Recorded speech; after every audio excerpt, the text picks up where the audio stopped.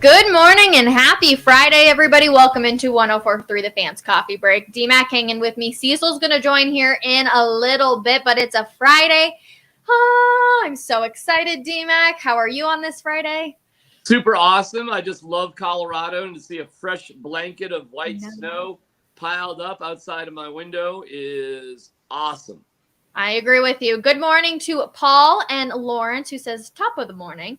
Good morning to both of you. Paul, don't worry. We're going to get into the Broncos injuries because they just keep piling up. But first, we got to talk about last night, actually, D-Mac, and that is the Colorado Avalanche getting a miracle win somehow.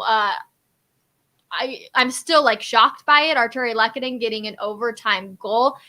The entire thing about this Colorado Avalanche team, it's just you never know what you're going to get from them. And last night they put on a show. Well, that game was stupid. Okay? That game Isn't it crazy?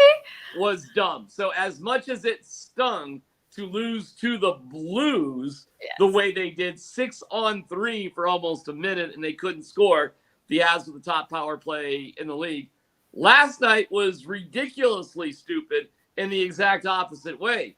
Rachel, they were outshot 48-14. I know. The game was tied when our Andres England, who's kind of a newer guy to the team, we'll see if he stays with the team, wipes out Frankie behind the net.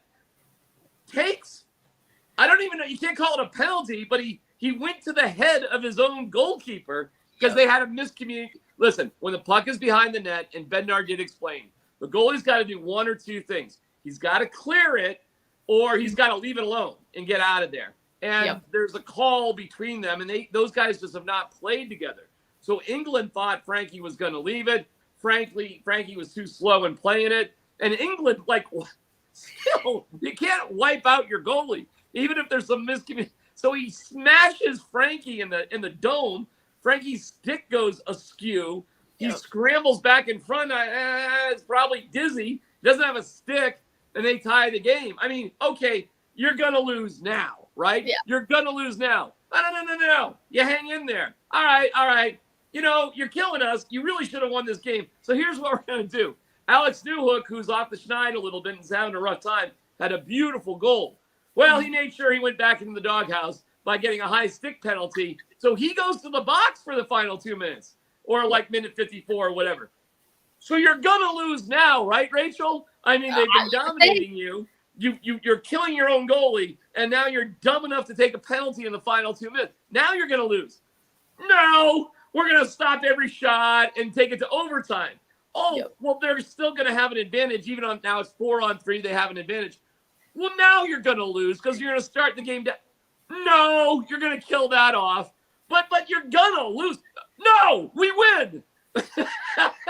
Arturi Lehkonen, man, and with Lehkonen, a beautiful shot too. He's a Stanley Cup final hero. He's scored overtime goals in the playoffs. He scored the game winner in Game 6, but he's never had a regular season overtime winning goal until, of course, last night. So, and it's a beautiful play as they bring it down. And hey, give it to me. I'm from Finland. I win. You win. We all win. Finish sausage for everybody. That was stupid.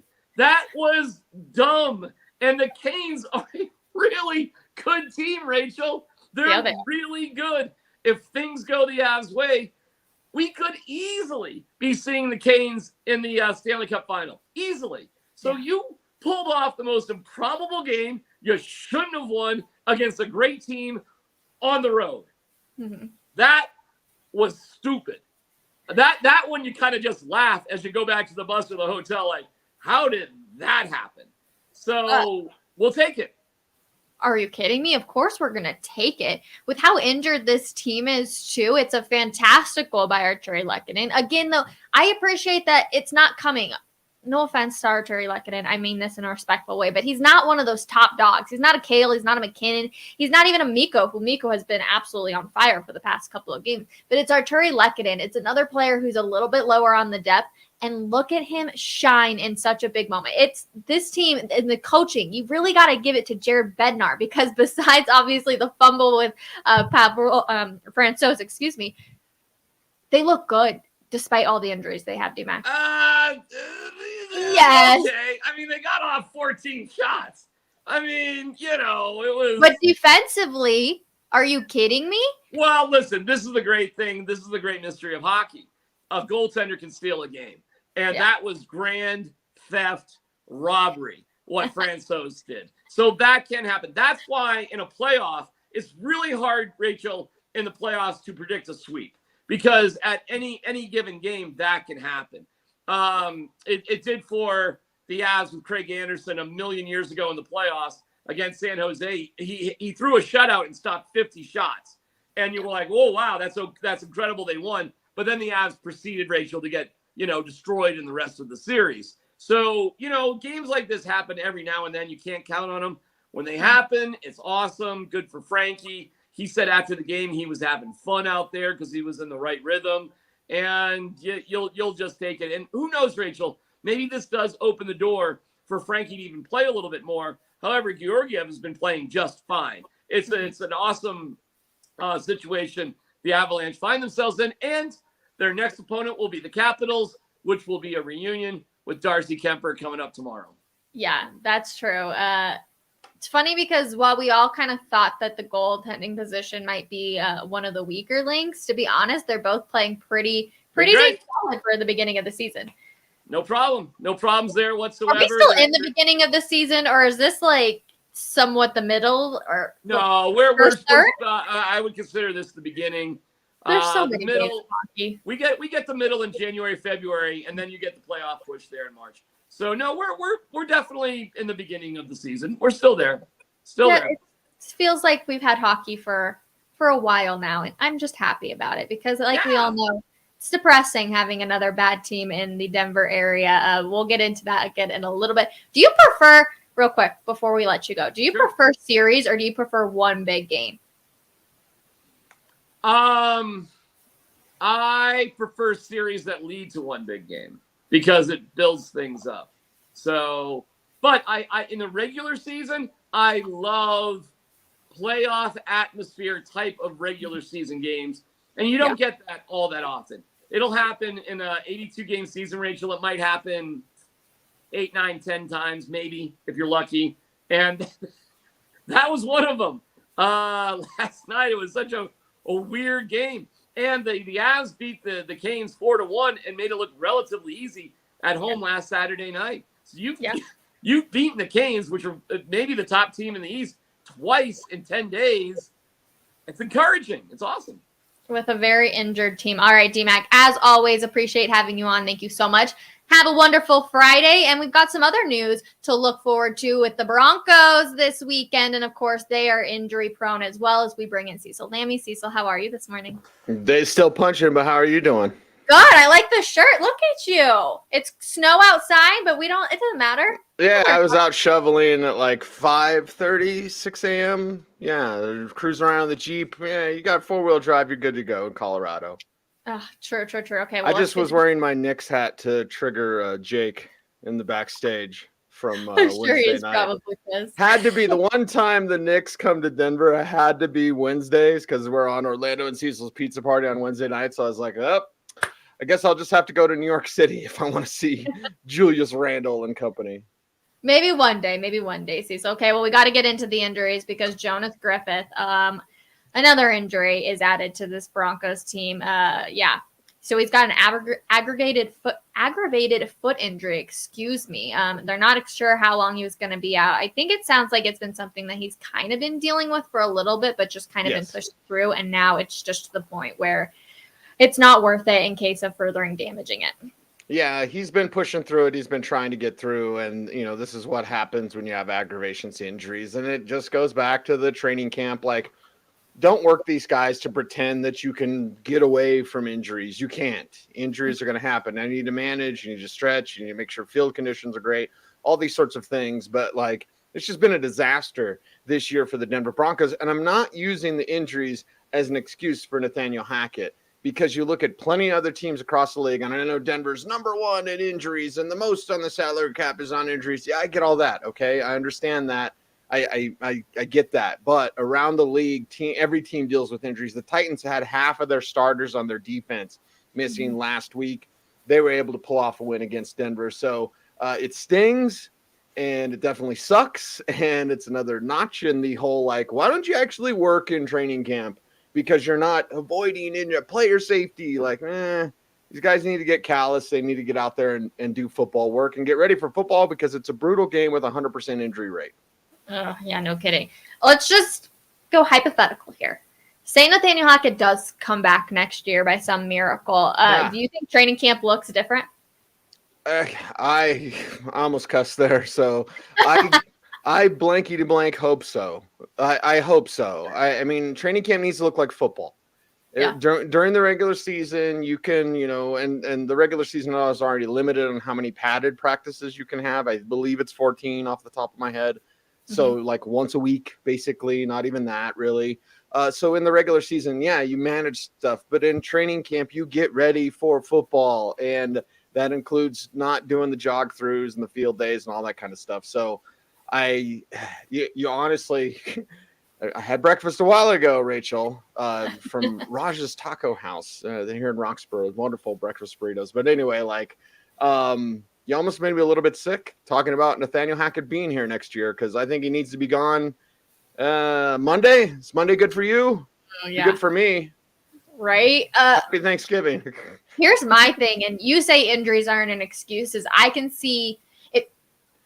Sometimes this is where I feel like head and heart can kind of fight at each other, right? Where everyone says Nathaniel Hackett's such a great guy. So George Payton may be looking and he's like, he's such a good guy. He's probably got a good game plan that's not executing, but they're dealing with a ton of injuries. Could that be an excuse for George Payton to say, let's give it one more go around? But I guess I also say that depending on how the next couple of games go, because if they get slaughtered, I think there's no way you can bring them back. But if they're somehow still in this. Yeah, if George Payton was dumb, that'd be an excuse for him. But George Payton's a bright man. So, for me... Wouldn't he have been bright and gotten rid of him a couple weeks ago then? I think they're trying as hard as they can, because you mentioned, he's a good guy. He's got a good game. I don't think he has a good game plan. I don't think he has a good game plan at all. We all watched training camp. It was wide zone. He doesn't do any of that anymore. He doesn't do any under center. He doesn't do rollouts. He doesn't do bootlegs. He doesn't do wide zone rushing. None of the stuff that you prepared for when you actually had training camp. Yeah. He doesn't do any of that. So as far as good plan, I don't think he has a good plan. I don't think he knows what he's doing. I think he is in over his head. And honestly, I'm going to sound like an ass when I say this, but I don't care. I don't care if he's nice. Yeah. I don't as long as you're a good person. Okay. There's plenty of people in the NFL, usually owners, aren't very good people, usually. And there's exceptions, and you love those exceptions. But most of the time, these billionaire owners, when Jim Irsay is being, seen as the league champion because he called out Dan Snyder, that's pretty bad, because Jim Irsay is probably not the greatest dude. Let's just say that. So, when a guy is a good guy, you root for that. But at the end of the day, it's a results-based business. And if he was a little bit of an aloha and he got the job done, okay, fine. You're getting the job done. You're a little gruff. You're a little rough around the edges. Whatever. You get the results. And that's what matters in this business. Yeah. I'm interested to know how much George Payton is involved in the game plan, if at all, anymore. Yeah. I mean, the game plan for the actual games, it would be Hackett. It's all on Hackett. And then that's where, what the hell is Just Naughton do? And it's all the offense. We know it's Ajar Evero. He's going to be great. He's going to be head coach, whatever, all those sorts of things. Maybe he's a head coach here. That'd be awesome. But for Hackett and that offense, we've seen enough. It's week 11. We know this is what he's going to be. He's not going to be anymore. And I think it's time to end the fantasy of just hold on and everyone comes back healthy. And nope, it's just a bad fit at the end of the day. No, that's a good way to put it. Okay, let's move on to yesterday. So we got to give DMAC credit.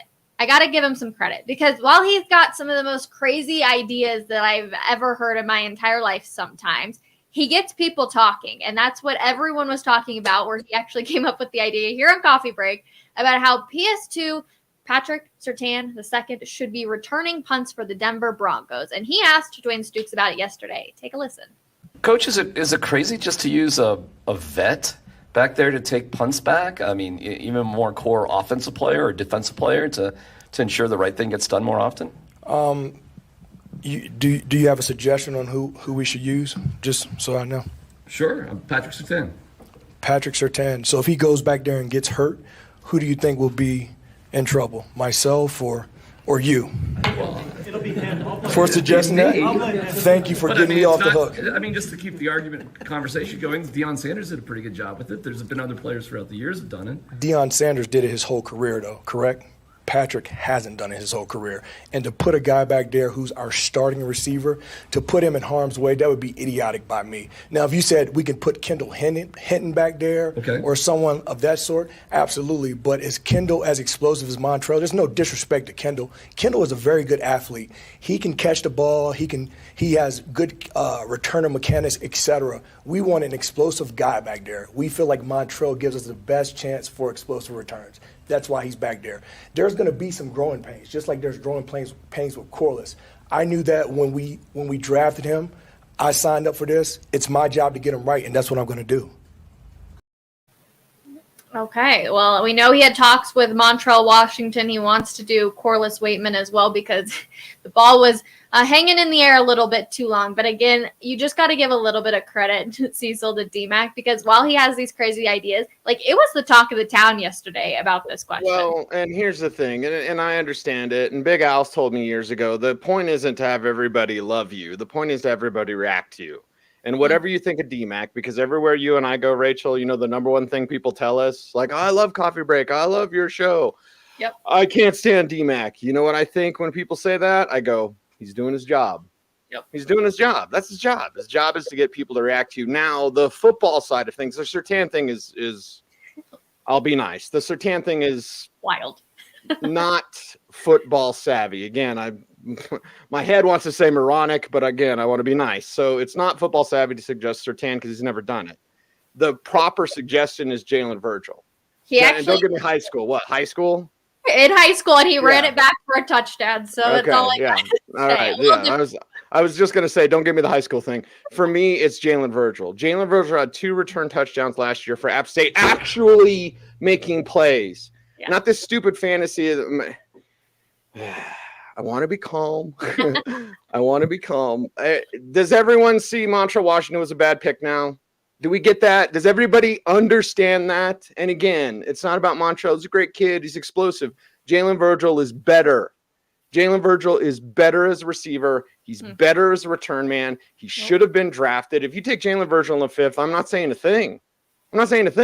In fact, during the draft, I think I suggested Jalen Virgil on day 3. So, like, Montrell Washington was an undrafted guy. And, again, undrafted doesn't mean you can't play. But, like, this is just a bad pick who's forced into the starting lineup, who's just given the starting job when you have safer options in Kendall Hinton. You have as explosive options in Jalen Virgil and better options, just as explosive as Montrell Washington. And he's larger than Montrell Washington. Montrell gets a shoulder and a guy's flying around left and right. He's in his head. His punt returns have gone from 15 yards the first 4 games to 4 yards. Not even 4 yards, 3.7. That's explosive. 3.7 yards is explosive. The next play that Montrell Washington makes will be the first play that he makes. And I God blessed guarantee you, I'm going to get chirped, people on Twitter, because it's the greatest thing ever. Or, again, it's awful. Like, oh, Montrell, look at Montrell go. Like, one play, we're in week 11. Like, it's past time. Come on, get out of here with the Montrell thing. Dwayne Stukes is losing his job because he's relying on a draft pick that was a bad pick. Mm-hmm. And what's always been interesting about Montrell Washington is we've heard, like, stories that, you know, Russ really liked him. And that's why they took Russ him. Is not a scout. What'd you say? Russ isn't a scout. Pat Mahomes liked Clyde Edwards-Helaire. Do you know what happened to Clyde Edwards-Helaire? He got benched for Isaiah Pacheco, who was taken in the 7th round.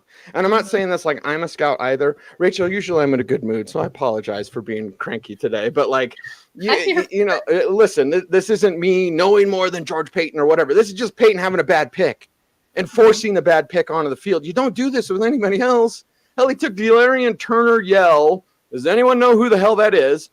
The pick before Tariq Woolen, who is Defensive Player of the Year. What's he got? 4 pick sixes, 6 interceptions, top of my head. The guy's an incredible playmaker, and you took some player that can't even play. Like, seriously. And then you took Montrell Washington. So, listen, I get having Russ chime in. What do you think of this guy? I like that. But at the end of the day, I'm not going to Russell Wilson to make these picks because it's not Russell Wilson's ass on the line when these picks go south. Yeah. Sometimes there can be too many cooks in the kitchen, and I truthfully believe that when you get too many opinions on people. What's interesting to me, though, when it comes to George Paton is how many freebies do you get? Because things aren't looking good for George Paton right now, and so eventually the Walton Penner ownership group has to look at it and be like, who's the big man in charge here, and why are things failing? Yes, because that's what that type of people do. Those type of business people are not in it to fail. And it's why when I said dynasty on the air and everyone's like, oh, where's your dynasty now? I wasn't talking about the current incarnation, although there was an opportunity for Nathaniel Hackett and Russell Wilson to work. We can see that's not going to work. But the reason I said dynasty is because I study business people. I study as a businessman myself and a small business owner. I study the Mark Schleris, like what he did with his green chili business. I study the Orlando Franklins and what he does with his cars. I study all of these people that have great success in their business ventures because I want to know how they do it. I look at Walton Penner Group and knowing the Walmart company and just knowing how these people operate, they're going to look at what's not working. They're going to hire, and the money doesn't matter. They're going to pay Nathaniel Hackett to not be here. They're just going to find the best, and they're going to go, what's it take? You're the best. You're hired. So with George Paton, is he part of that conversation? I think he is. You'll see the fall guy be first Nathaniel Hackett. Then the fall guy will be George Paton. So Paton, as a GM, generally you always get a coach to pick. And he didn't pick Vic Fangio, even though he said he came here because of Vic Fangio and people lost their minds. He came here for Vic Fangio because he knew he was going to replace him. Now he just picked wrong because he thought he was going to get Aaron Rodgers. And Green Bay backed out. And now you're stuck with a bad fit with Russell Wilson and Nathaniel Hackett. I don't think I've asked you this question. I've asked a few other people. Who would you rather have, Russell Wilson or Aaron Rodgers? Oh, I wanted Rodgers from day one. And I know he's the worst person ever, or whatever you have to say. I'm mandated to say that, right? Is there a mandate to blast Aaron Rodgers or make fun of ayahuasca or whatever? Like, he's totally high. Like, whatever, dude. I wanted Aaron Rodgers, 1,000%. And you know what? It would be working. As much as I can't stand Nathaniel Hackett as a head coach, he would look real damn good right now with Aaron Rodgers. Yeah, that's probably true and unfortunate. All right, we're going to go 1 minute early, but it's time for Cecil's Fantasy 5 at 10:55. Let's roll it. High five! Who do you start? Who do you sit? Any sleepers? Here's Cecil Lammey with this week's 5 fantasy tips. All right, first one. Let's go, Jock Block. Yeah, it's waiver wire time. Like, the waiver wire is a weapon. The waiver wire, the draft was in August, okay? It's almost Thanksgiving. You can't be, I had a great draft. Yeah, your team sucks because you're not working the waiver wire. So you need to jock block people. And jock block is a term that I coined, basically, so I could say it on air. But you want to keep players away. You're playing defense with your fantasy team. So even if you're set at quarterback, right? And let's say, for example, not this week, and maybe not even the week before that, but let's say that Justin Fields was available, right? Well, I'm set at quarterback. Why would I need Justin Fields? So that someone else can't get him. So you're jock blocking. You're taking him and you just sit him on your bench. I got Justin Fields. I'm start Pat Mahomes every week. Oh, he's on bye? Then I'll start Justin Fields. So this example, for this week, maybe a Daniel Jones is out there or something like that. Like, yeah, I'll take Daniel Jones. I'm not going to start him because I don't need to. But you know what? No one else is going to start him against me. So you need to use your waiver wire as a weapon. You need to not just rest on your laurels and be like, I'm fine. I'm totally set. We're rolling. You need to look at it and say, who are my opponents? Fantasy playoffs are right around the corner. You need to know where their weaknesses are. You need to know what they might be doing. And even and you better play in free agent bucks because first come, first serve waivers are stupid.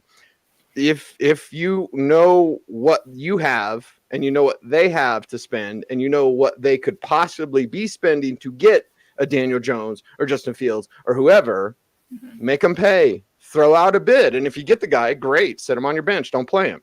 And if the other person gets him, great, they'd pay and use up their salary cap to get him. So use the waiver wire as a weapon and jock block as much as you can. It's incredibly important right now with the fantasy playoffs less than a month away. Started thinking about the future, everybody. All right, number 2. Where do Joe Dirt's targets go? I think I pronounced that wrong. Probably right. Goddard's. Yeah, see, I was like, I know I'm going to mess this one up, but hit it. Yeah, I was going to say, like, where have all the Cowboys gone? Except he just plays for the Eagles. So I always try to come up with the creative names during Fantasy 5. But where do Goddard's targets go in Philadelphia? It's a mystery because we don't really know. Now, for me personally, I would like him to go to Tyree Jackson. Tyree Jackson is, I think, 6'7", and he's a converted quarterback from University of Buffalo. He's like Logan Thomas. And I remember Logan Thomas. I won't call out. I'll tell you off air if you want to know who it was, but like a major draft analyst at the Senior Bowl was just raving about Logan Thomas at the Senior Bowl. So he's throwing the ball in the dirt. Like he couldn't play quarterback. But Logan Thomas turned into a damn near Pro Bowl tight end. He might have made the Pro Bowl. But anyway, so Tyree Jackson, kind of the same thing. Saw him on the All-Star road trip. Might have been the Shrine Game. And it's like, okay, he's big. He's super athletic. He can't play quarterback. He can't throw. But you make him a tight end. He's been a tight end for a few years now. So he's been kind of floating around. It takes a while to learn that position because you're basically a blocker and a receiver. So now he gets an opportunity with Dallas Goedert down. That's my fantasy to think that. If you play Deep Dynasty, then that's Tyree Jackson.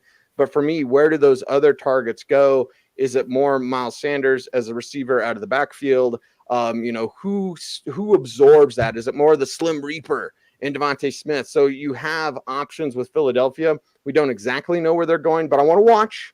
I want to gather clues this week against the Colts to see what is Philadelphia doing now that Dallas Goedert is on injured reserve. Big questions. All right, number 3, get Elijah now. Yeah, get Elijah now because it's Elijah Mitchell. Elijah Mitchell is going to work in a backfield similarly to what we see Jeff Wilson. Yeah, all right. Is everyone happy they got Jeff Wilson when he went to Miami? You're like, wow, what's he going to do as the backup to Raheem Mostert? Oh, he's going to outproduce him. Now, I'm not saying Elijah Mitchell will outproduce Christian McCaffrey because he won't. But Kyle Shanahan has already said Elijah is going to be very involved, and they want to manage Christian's touches. It just makes sense. And with what they can do almost the same things with Elijah Mitchell that they can with Christian McCaffrey. And that's no slight to Christian whatsoever. But Elijah Mitchell is a damn good running back. Saw him at the Senior Bowl a couple of years ago. And you see he was the starter in week 1. He goes down, IR. They trade for Christian McCaffrey. Now he's back, and now he's the backup. But he's a backup that's going to get plenty of touches and at least has flex appeal, if not RB2 upside for fantasy GMs, even working in a backfield where he's the number 2 with Christian McCaffrey is the number 1. All right, number 4, QB change coming? Yeah, I think so. And this is where D-Mac could be happy because I think Bailey Zappi is going to start for New England pretty soon. You have a power struggle, and we've talked about it, Rachel. There's power struggles in the NFL when it comes to who's making the decisions and then who's playing the decisions. And Belichick runs everything, right? So it's not like he's fighting against himself. But ownership gets involved, and his buddy Robert Kraft would be like, hey, Mac Jones, we took in the first round. We might want to see where Mac Jones is at. And look at all those quarterbacks from last year and see where they've gone. You know what I mean? Like Justin Fields is kind of everybody's cat's pajamas, cat's meow, whatever it is. Something with cats, either way. Yeah. Like everybody loves Justin Fields now. Yep. A month ago, they weren't saying that. So now they love Justin Fields. Trevor Lawrence looks better. Zach Wilson is managing things. Trey Lance will never play for the 49ers again, my opinion. And then we get to Mac Jones, who was a system-specific quarterback for 2 places. One was New Orleans with Sean Payton. One was New England with Josh McDaniels. Guess who's not at either place, and guess why Mac Jones is struggling? Bailey Zappi simply looks as good, if not better, than Mac Jones. So if I'm getting some Jacoby Myers or Cortland Sutton questions, like it's not real good for Cortland Sutton, but I'll take the Broncos because I know it's going to be Russ. In New England, I'm not sure when that change is going to happen, and I kind of want to stay away from everyone except for Ramondre Stevenson until it does. How much longer do you think Bill Belichick's in New England? I think, honestly, and again, it's about ego. I think he should retire. I don't think the game's passed him by, but I just think you did your thing. You're incredibly dominant. It was both, okay? It's not Brady or Belichick because it became that way. You'll well, you won't remember, Rachel, because you were like 3 years old, but like in the 90s, it was, Elway or Shanahan. Like Shanahan could do it without Elway, and he could throw in, anybody at quarterback. No, that wasn't the case, and I feel sorry for Brian Griese because, if they would have stuck with Bubby Brister in 99, they might have made some noise.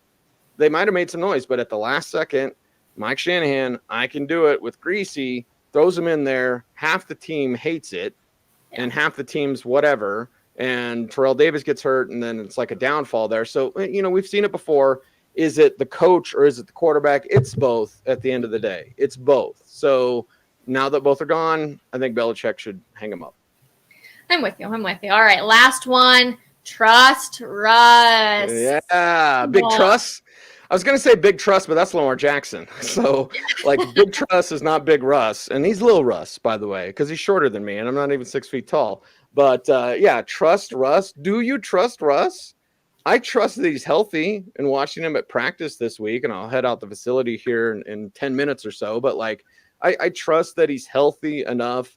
I trust that, against these schedules where they're going to have to play better football, not the Carolina game, not necessarily the Raiders game, although the Raiders is where you saw more points scored because their Raiders defense isn't any good, but they have to. If they're leaning on Russ completely, they have to go through Russ. They have to score more. And even if it's garbage time, and in fantasy football, this is where fantasy football gets stupid because you can get garbage time points. But garbage time points matter. And for me, it's about gaming the system. And if I can game the system because the Broncos are up against the Chiefs and the Chiefs drop 40 on them and Russ in the fourth quarter throws a couple touchdowns, I don't care. I do not care. He's going to get me the points. So, yes, as funny as it may sound, in certain matchups, you'll be able to trust Russ because that's all they got. Literally, that's it. All right, Cecil's Fantasy 5 presented to you by Hooters. Cecil, let's talk about this weekend's game because it is one where one team you hope has to win, and it could be ugly come Sunday. Yeah, and it comes down to stopping Josh Jacobs. I had my 3 keys at denverfan.com that you could read, and number 1 key was stop Josh Jacobs. Mm-hmm. Jacobs was averaging about 15 carries a game till he got to that game against Denver, and then they gave it to him 28 times because he couldn't stop him. So, it's football is beautiful and it's simple. The simple thing is if it's working, they're going to keep doing it. So if they keep doing it with Josh Jacobs, if you don't show the same effort that you did against Derrick Henry, and that worked, and I know Derek Carr is better, has better mascara too, but he's better than Ryan Tannehill. And Devontae Adams is better than Treylon Burks or whoever Tennessee's going to, Nick Westbrook and Kenny. I understand that, but you have to have that same effort or Las Vegas will do what they did last time. Just keep running it. Mm-hmm. Well, we know that they can stop it because, like you said, Derrick Henry pretty much got shut down last week with against the Titans. I love how everyone is going at Derek Carr for the crying and adding in the mascara in there. I just find it so. He always has. He has great eyelashes. Yeah, he fantastic eyelashes, and it looks like he's wearing some sort of eyeliner. Now he's not, and I've got sources in the locker room that tell me, but no, you got to give it up, man. When a guy's got good-looking eyelashes or eyebrows or facial hair, right? When Jake Shapiro's rocking his Magnum PI mustache, we gotta praise that. I'd kill to have his eyelashes. We did get a question. Do you think Carr may get benched as well? It's Josh McDaniels, so who knows? That's the thing. Josh McDaniels could go crazy. And it's fun to watch McDaniels fail because he's not a good person, as I often say. There's a lot of people in this league that aren't good people. Yeah. McDaniels, I don't think is. He loves Sandy. I've said that before, but is he going to bench Carr? Yeah, maybe. I don't know. It's Josh McDaniels. He's the ultimate wild card. That's very, very true. Well, obviously, we know what he did in Denver. Has he changed his ways with the Raiders? Who knows? It'll be interesting. Last one for you, though, Cecil, and then we'll bring in Jake. That way you can head out to practice. But the Broncos' offensive line is a complete struggle. We know that there's more injuries. It just keeps getting worse and worse and worse. But it's not like the Raiders' D at those positions is much better. So how do you win the battle against that? Yeah, it comes back to design. The design of this offense should be way better than it is. And the design of this offense should be 3 steps, get the ball out. 3 steps, hitch, get the ball out, make sure you're running shorter routes. Even on the Jalen Virgil touchdown, which was an audible by Russell Wilson, it's 3 vert. Hey, you're getting hit 18 times. What are we running? 3 vert. Oh, okay. Like, now Russ saw cover 0 and he was able to look off and then go to Jalen. So it was a great change of the play by Russell Wilson. But the design has to be better. And Butch Berry needs to be fired. I mean, this entire staff needs to be gone. There's problems with the running back coach. There's problems with the offensive line coach. Zach Azani's nice. I don't necessarily think there's any problems there other than injuries at wide receiver. Dwayne Stukes over his head, sticking with Montrell Washington. Other than Ajira Evero and some defensive guys, like, this whole staff needs to be turned over. But the offensive line, as I wrote this week on denverfan.com, and when I said, is there a accountability problem? Which the answer is yes. I was just like, who on this offensive line has improved?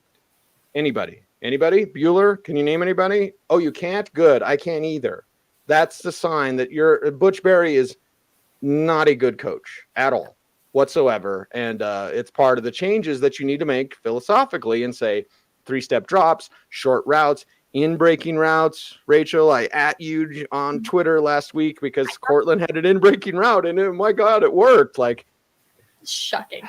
Football is brilliant and spectacular. It's also very simple at times. Do what works, and you should know what works in week 11. And you can only hope that Luke Wattenberg looks a little bit better this week if they end up needing him compared to last week. That is still horrific. I can't believe they didn't give him any touches in practice, but that's a whole nother thing. Hopefully this week at practices look better. Cecil, as always, appreciate you hanging out with us today, as we'll bring in Jake Shapiro to talk a little bit about what's going on in Buffalo, because my goodness, the snow has started to come down. And yesterday we talked about it. Jake, how are you this morning? I'm good. I'm not Cecil, but I'm good. Yeah. I wish you were wearing a hat, although I think you're rocking, is it Yeah, Nuggets. Yeah, okay. The old school Nuggets logo, right? What's his name? Maxie the Miner. Maxie the Miner. Right. I like it. Jake, for you, let's look ahead to Buffalo. Von Miller tweeted out a picture earlier this morning. Yeah, that's scary amounts of snow, but Von Miller, is he making the best of his time in Buffalo? Like, is this the best Von Miller that we've seen? Anyone that's living in the snow like that is not making the best of their lives. I will say that. You should be on the beach, Vaughn. The beach is very nice. You went to the beach last year and decided, hey, time for this. I don't know how you could decide that, but I don't know, Rachel, and maybe this is you too, as someone who's from here as well, Colorado, that is. I find that people that grew up in like Texas, Florida, California, always want to move to the snow and are like, oh, the snow is so fun. Like, I love having seasons. Everyone that I know that's like from Chicago or Buffalo or Denver is like, I would move to LA and sit in the sun on the beach 24/7, 365 and be fine with it. So in terms of that, no, I think Vaughn has actually been pretty good this year. You have to remember he was injured last year and he was still that good down the stretch in the playoffs. I mean, he did clearly lose a step. We saw that last year, right? Like, he was not the same player as he was early on in his career. That doesn't mean he can't be effective. And the thing is, Buffalo has not been as good record-wise as they probably have been playing to, which means they're not ahead in as many football games as they should be, which means Von Miller can't just go out there and rush the quarterback every single play late in the fourth quarter. So I think Von's been pretty good. That contract is hard to live up to, but this is what you do when you're making a Super Bowl push. And I was honestly surprised the Bills didn't trade for Christian McCaffrey. Ooh, why? Because, you have the salary cap right now and the draft picks aren't helping you this year. So you might as well make your push. You clearly have one of the elite teams in football, and you should give yourself the best chance by adding all the best assets. Are 2 firsts or whatever you're going to give up 2 seconds for Christian McCaffrey, maybe an overpay? Sure. But you guarantee yourself the best chance to win a Super Bowl this year, which Buffalo has never done. And I'm all for it. Like, that's the thing, Rachel. Right now, we have this really interesting question, and it's only going to get more interesting 20 years from now. The Lakers essentially traded the chance to draft Victor Wembanyama the number one pick in the NBA draft next year, a 7'5" French center who's going to be absolutely unbelievable. Yep. They traded that opportunity for one title and Anthony Davis. Would you trade one generational basketball player for one championship? And that's the most extreme version of this. And everyone's going to have their own different answer to that. See, with me, I think long term, right? Can you make this? But at the same time, it's also a gamble because, your star player who you think could be generational talent could get hurt. I look at his name is blanking on me right now for the Pelicans, Zion Williamson. We thought he was going to be the most dominant player. I haven't heard Zion's name really at all besides involving injuries. You're missing out because Zion's been fantastic every time he's been on the floor. Absolutely generational, like one of the best players and one of the 10 best players in basketball when he's healthy.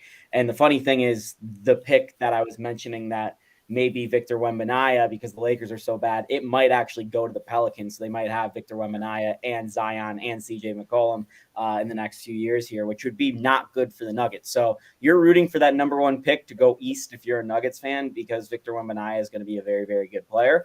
But Rachel, to me, all about maximizing opportunities in terms of windows, keeping your window open for as long as possible, stuff like that. But you look at the Los Angeles Rams, who realized, we could maybe build on this, keep our window open for another year or two, or we can go trade for Matt Stafford. We can go trade for Von Miller. We can bring in Jalen Ramsey. We can try to go all out this year because we know we have a good team and we can just take it over the top. I think there becomes a time in a team's window where you need to start selling assets that are going to help you in the future for now. And it's honestly one of the biggest regrets I have about the Colorado Rockies is in 2017, 2018, when they had that really nice core around Nolan Arenado, Charlie Blackmon, DJ LeMahieu, Trevor Story. They didn't go out and absolutely, lay waste to their prospects and add whatever they could. Brendan Rodgers is a really good player right now, but what if they had traded Brendan Rodgers at that time, even for a guy like David Freese, who's not even that good, but he had a couple clutch hits for the Dodgers in that World Series, in that postseason. So it's always an interesting sports conversation of roster building. It is, and everyone has different opinions. Jake, do you happen to know what I need to or how I need to dress come Sunday? Because I don't think it's going to be like Buffalo for sure, but I also think it's going to be kind of cold at the Broncos game. 48 degrees, sunny. So Beautiful. You're going to need a coat. You're going to need to bundle up quite a bit. You're going to need to make sure your skin is covered, because I believe under 50 degrees you can get frostbite if your skin is exposed for a certain amount of time. Of course, at 48 degrees, it's much longer than at 10 degrees. So you're going to want to bundle up.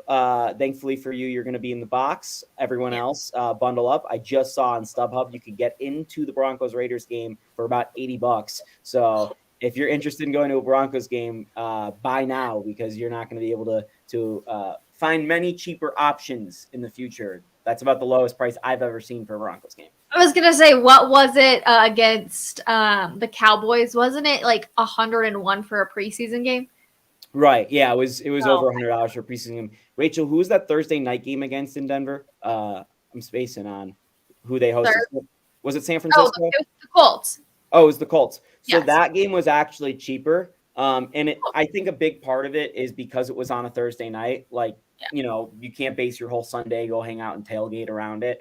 But, obviously the Broncos are the most expensive ticket in town and will be for a very, very long time.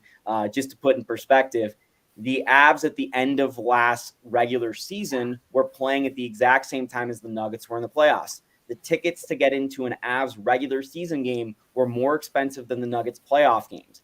I bought Nuggets playoff tickets for $55 a pop. So half of what it cost basically to get into a Broncos game with the worst seats possible.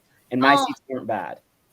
Wow. Well, if you need some Sunday plans and you're unhappy with the product on the field, I'm sure there's going to be a lot of booing if things don't go right for Nathaniel Hackett and the Bronco. Jake, as always, I appreciate you hanging out with me. And everyone, you get to see Jake's smiling face all week long. I am going on vacation next week, so Jake will be taking over for coffee break. Don't worry, I'll still be here on Sunday for pregame or postgame. For pregame, Nope, just kidding. Just for post game on Sunday. I'm like, is this a home game? It is, because we were just talking about the weather. I'll be there with post game with the DMAC, as hopefully the Broncos get a win against the Raiders. But otherwise, hang out with Jake all week long. Make sure you give him lots of crap in the comments, as always. And we appreciate you. We'll see you guys in 2 weeks. Bye, everybody.